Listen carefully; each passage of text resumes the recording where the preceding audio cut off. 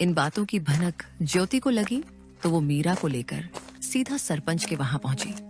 सरपंच जी, हमें आपसे इंसाफ चाहिए था। मेरे माँ बाबूजी की जमीन पर मेरे चाचा जबरदस्ती का दावा कर रहे हैं और आप लोग उनका साथ दे रहे हैं। मुझे आपसे यह उम्मीद नहीं थी। हम कोई अबला नहीं है, हम ऐसे चुप नहीं रहेंगे। सरपंच जी, ऐसे कैसे कोई भी आकर हमारी जमीन हड़प लेगा? थोड़े समय बाद धर्मपाल, विमला और कमल भी वहां पहुंच गए और वहां पर नाटक करने लगे। सरपंच जी, हम तो बस इनकी भलाई चाहते हैं। भाई की मौत के बाद हमने ही इन्हें पाला है। आप तो यह अच्छे से जानते हैं।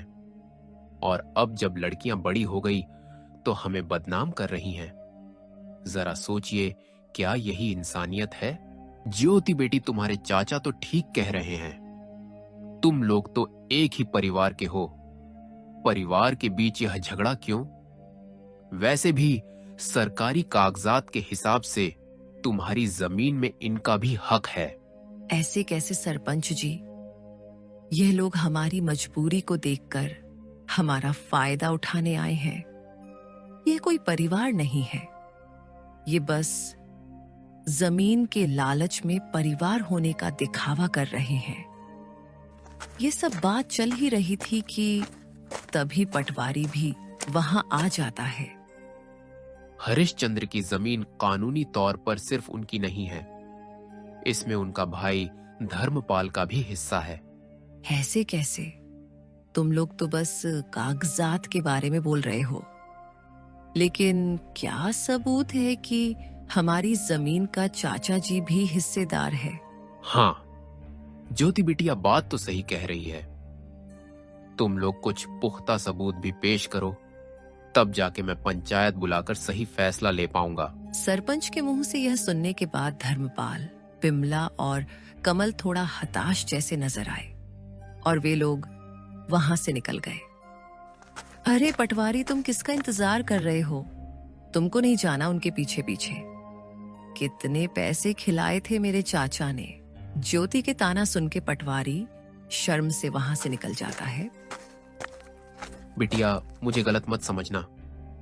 मेरे आंखों के सामने जो आया मैंने उसे ही सच मान लिया। इस बार मैं अच्छे से जांच पड़ताल करके एक नतीजे में पहुंचूंगा। आगे से मैं धर्मपाल के बातों में नहीं आऊंगा। और वे लोग तुम दोनों के मजबूरी का फायदा उठाना चाहते हैं तो मैं तुम लोगों को न्याय और उन लोगों को कड़ी सजा दूंगा। सरपंच के मुंह से यह सुन के दोनों ने थोड़े राहत की सांस ली और थोड़ा शक, थोड़े खुशी के साथ घर लौटे। रात होते ही दोनों बहनें फिर से चारपाई में बैठ के बात करने लगते हैं। दीदी, आपको क्या लगता है कि हमारी जमीन हमारे पास रहेगी या फिर हमारे कपटी चाचा चाची को मिलेगी? हाँ मीरा, मैं भी वही सोच रही हूँ। उन लोगों का कोई भरोसा नहीं। वे लोग इतने लालची हैं कि हमारे साथ कुछ भी कर सकते हैं। माँ बाबूजी के जाने के बाद उन लोगों ने अपना असली रंग दिखना शुरू कर दिया है। यही सब चिंता में दोनों बहनों ने मुश्किल से अपनी रात काटी। गांव की हवाओं में हल्की सरसराहट थी। आसमान में बादल थे पर बारिश का कोई नाम ओ निशान नहीं। लेकिन ज्योति और मीरा के मन में बहुत कुछ उमड़ रहा था, जैसे भीतर कोई तूफान उठ रहा हो। घर का आंगन सूना था और बहनों के चेहरों पर चिंता की लकीरें साफ झलक रही थीं।